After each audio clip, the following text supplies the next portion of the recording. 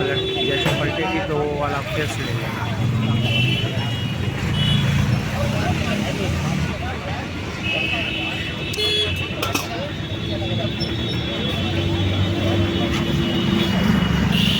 News 99 का platform घूमते घूमते कालका जी विधानसभा में रिपोर्टिंग दिखा रहे हैं आपको। आज हम लोग यहाँ पे गोविंदपुरी में हैं, जहाँ पे ट्रांजिट कैंप, नेहरू कैंप का दौरा करती हुई भारतीय राष्ट्रवादी पार्टी के उम्मीदवार तानिया सिंह जी हैं। आइए इनसे जानना चाहते हैं, धीरे धीरे करके चुनाव प्रचार का वक्त कमता जा रहा है, इनके पास जन समर्थन का जो उमराव है वो कहाँ तक पहुँचा है। मैम, एक बार पुनः स्वागत है आपका कार्यक्रम में। इस समय हम लोगों के पास, आपके पास भी प्रचार का वक्त ख़त्म होता जा रहा है, तो आपका कैसा चल रहा है? देखिए, इस वक्त जो है चुनाव प्रचार, क्योंकि हम लोग पैदल ही चलने वाले लोग हैं और हमारे साथ ये है कि हमारे पास ना तो कोई गाड़ी है और ना ही कोई रेगुलर गाड़ी। हम लोग के पास जनसभा करने के लिए भी पैसा नहीं है। वहाँ पर भी होता है कि लोगों को खिलाना पिलाना और आपको टेंट लगाना, स्टेज लगाना, सबके लिए पैसा नहीं है हमारे पास। तो मैं एक एक करके लोगों से मिलती हूँ। ये यात्रा मेरी बहुत लंबी होती जा रही है, क्योंकि मैं हर एक एरिया जहाँ पर पूरी बॉडी वैन को मैं कल करीब 10 किलोमीटर इसके पहले मैं 8 किलोमीटर और आज ही और ज़्यादा होने वाला है, क्योंकि मेरी हिम्मत जो है चलने की वो बढ़ती जा रही है, मेरी बूस्ट हो रही है। तो मैं बढ़कर लोगों से पैदल चल के मिल रही हूँ। मैं करीब अब तक 4000 लोगों से मिल रही हूँ पर्सनली, और बस पर्चे बांटे हैं और उनसे यही गुहार लगाई है कि वो लोग इस बार किसी एक नए को ऐसे को लेके आए जो उनके बीच से खड़ा होकर ऊपर आया है, उनके लिए लड़ें। क्योंकि ये संघर्ष सिर्फ मेरा नहीं है, ये संघर्ष उनका जो 10 साल से किसी और कैसे सरकार को दे रहे हैं, इसमें 1% भी यहाँ पर काम नहीं किया है।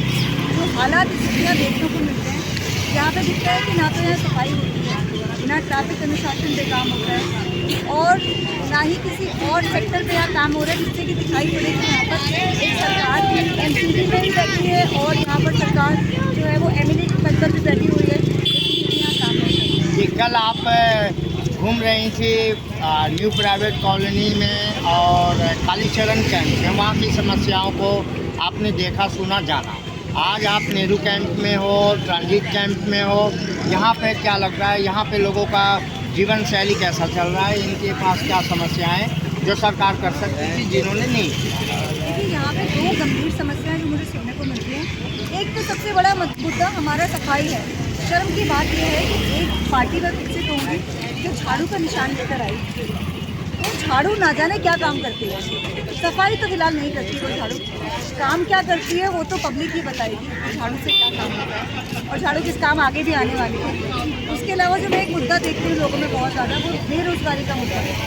लोगों में बेरोज़गारी बहुत बढ़ गई है कि लोग बेरोज़गारी से कितने हो रहे हैं कि हमारे पास रोज़गार नहीं है, हम लोग घर में खाली बैठे हैं, हम लोग के पास खाने के लिए पैसे नहीं होते हैं। समस्या फिर वही आती है, हम बच्चों को पढ़ा नहीं सकते। यहाँ पे बेचारे रेहड़ी वाले जो निकलते हैं, क्योंकि इतनी रेहड़ियाँ हो गई हैं, लाइसेंस नहीं है, कमेटी वाले आ जाते हैं, उनको भगाते हैं। रेहड़ी वाले अपनी रेहड़ियाँ नहीं लेके भागते हैं, उनका सामान गिरता है, सामान का नुकसान होता है, या फिर वो पुलिस को पैसे खिलाते हैं वो रेहड़ियाँ वहाँ लगाने के लिए। तो ये जो समस्या है गरीब लोगों की बेचारों की, डे बाई डे बढ़ती ही जाती है। आप जनता से एक बात क्या अपील करना चाहते हैं हमारे माध्यम से? कालका जी विधानसभा की जनता से मेरी फिर वही अपील है कि 10 साल हो गए एक सरकार को, बाकी भी जो रेस में सरकारें हैं इस वक्त, वो भी कभी ना कभी रह चुकी है इन विधानसभाओं में। हालात आपके सामने हैं, इन हालातों से बचने के लिए आपको एक बदलाव लाना पड़ेगा, किसी ऐसे को लाना पड़ेगा जो कभी नहीं आया है कालका जी विधानसभा में, और वो बदलाव लाएंगे आप तो ही कोई ऐसा कैंडिडेट आएगा जो काम करने के लिए आना चाहते हैं।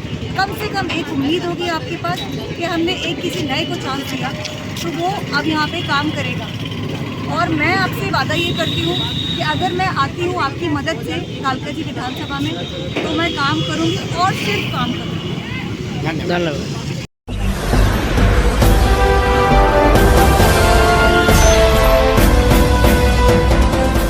आप देख रहे हैं लाइव न्यूज़ 99, राष्ट्र सबसे पहले।